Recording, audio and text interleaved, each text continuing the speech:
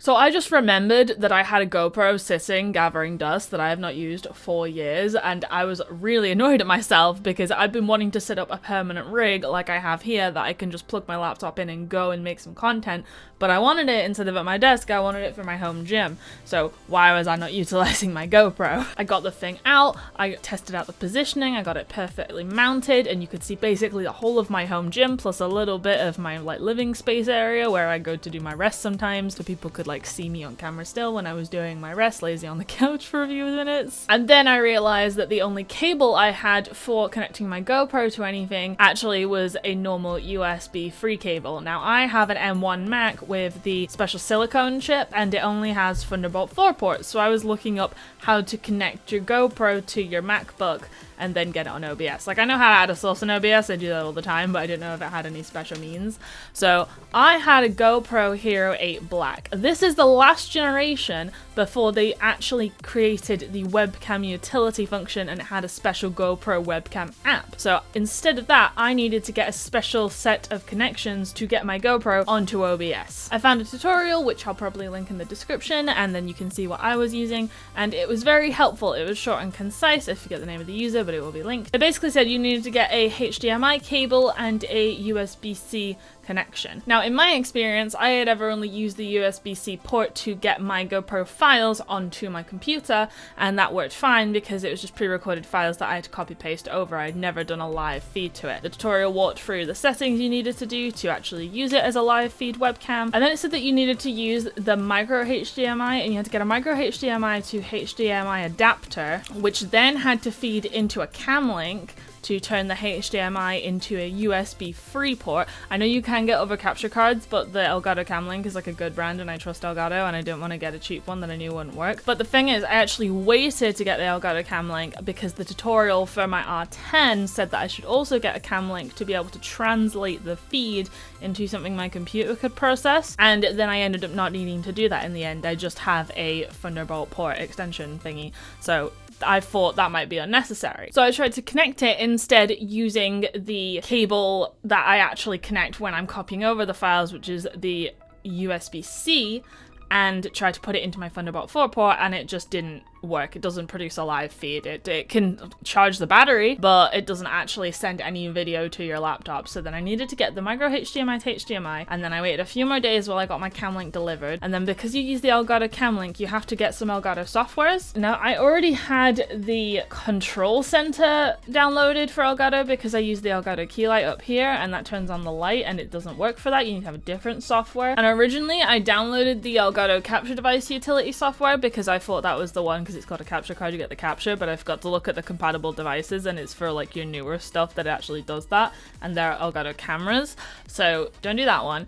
Get the Elgato camera hub if you want to connect the Camlink. So I got that software and then I plugged it in. I also had to get an adapter from the Camlink because it only sends outwards with USB free, so I had to get an adapter for USB free to Thunderbolt 4, which was another adapter. If we're keeping track of this, I think this is like 3 different changes of signal we've gone through now. I open it up in the Elgato Camera Hub software, and it recognized it as a GoPro Hero Black 6 instead of a 7, which I don't know if software-wise it's the same. I know all my firmwares were updated, but maybe it's just like they had different hardware things between the 6 and the 7, but I don't know. And it recognized it as a GoPro Hero Black 6, and I could see the feed going into my... If I opened FaceTime, I could see it was behaving as a webcam. If I opened up the Elgato Camera Hub app, I could see it was showing as a webcam. All I had to do now was put it into OBS. And then for some reason, even though the GoPro Hero 7 Black creates files up to 4K, I think it's 4K 30 frames per second, and then 2.7K at 60 frames per second. I might be wrong, it might be able to get 4K up to 60 frames per second, but it doesn't matter because I could only get it to display the source as 1080p. And I was confused because my canvas was at 4K resolution and my actual GoPro was set to 4K resolution, and it was only displaying as 1080p resolution, which meant it was like in a tiny squished corner. I couldn't get to connect for ages at all. I've got some screenshots where I posted in a bunch of Facebook groups so asking what are the settings I do to make it even recognize the feed, because it was not showing up as a displayable video feed even when it was supposedly a video source, and I had to go into the properties and make all the changes. Picked a random format input thingy, I don't remember the name of the setting. I've got screenshots that you can see. But after doing doing all that, I could still only get it up to 1080p resolution. So I started digging in on Reddit and going in the official Elgato subreddit and going in a bunch of OBS threads, and I was trying to compare for the hardware I had, for the computer I had, for the model of camera I had. Literally no one had the cable combination that I had come up with, so it wasn't very easy to work that out. What I deduced by looking at comparable threads is it actually turns out that GoPros are locked down into 1080p for idle mode on live feeds to a webcam. And then also when you start actively live streaming, because of like the transcoding time and all that stuff, then it gets stuck at 720p, which I know it's still better than nothing, but I've previously been wanting to use just my normal webcam on my laptop to do it, but I wasn't doing that because the aspect ratio was a bit janky, and I also didn't like how flat it looked. And the GoPro is better at creating depth and creating a wider frame shot as well. Something about the GoPro that looked better to me for this particular usage. Plus the GoPro can handle better in low light situations than my webcam, and it wouldn't start randomly adjusting the white balance. There was something about having the laptop there as well that made me feel like weirdly watched. What I wanted to do was I have a shelving unit which is like 4 columns wide basically, and I wanted to have the camera mounted on the leftmost column and then have the laptop cable fed through the rest of the shelving unit, which I've done it so neatly, it's really annoying because it looks so beautiful and now it's pretty much redundant. And then it fed to the rightmost side of the shelf where I'd have my laptop resting, and then I could put my HDMI out cable from my laptop to my TV, because I like to watch anime while I work out, over TV too, but usually anime because it helps me focus. I wanted to be able to watch that, and then my live stream for the workouts would just be me muted with background music playing out of Spotify or Apple Music or something, and then I would have the anime playing in my ears.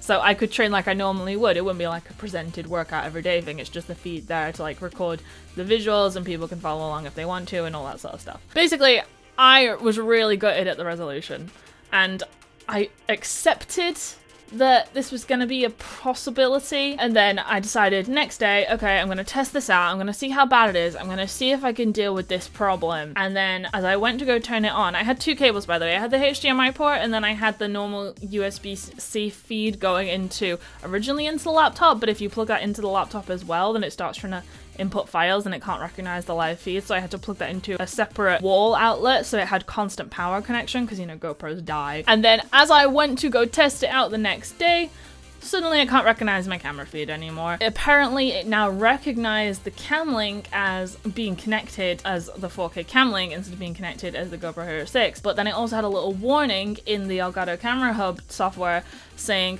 oh, it's connected via USB 2 instead of USB 3. Make sure you connect it via USB 3. And I'm like, bro, it's not connected via any USB. It is a Thunderbolt, because I am lying to you right now. And then I had to do more digging. Again, no one had used the specific combination of hardware that I was using. The best guess I got was someone who had done a similar thing with adapting to a different kind of port. Apparently, it just, sometimes it connects, sometimes it doesn't. I did the turn everything off and on again. The change had happened. I'm pretty sure the fundamental change that made it interpreted differently was I'd unplugged it all. I went into my GoPro. I changed the aspect ratio because when I finally got the 720p, 1080p resolution thing into OBS, visible on OBS as a source, I realized that the aspect ratio was at 4:3 when we want the aspect ratio to be at 16:9, so it actually looks normal on a screen and fills the frame of the canvas for this resolution. And then when I came back to go plug it back in, it didn't recognize it anymore with that issue.